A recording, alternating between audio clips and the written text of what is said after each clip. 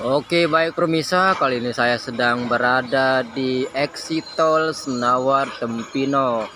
Kita update kembali pada tanggal 9 bulan 8 2024. Kemarin kita kesini tanggal 24 bulan 7 2024. Hingga kini sudah 14 hari kita update kembali di tikungan Harmoko, khususnya di pintu masuk atau exit tol.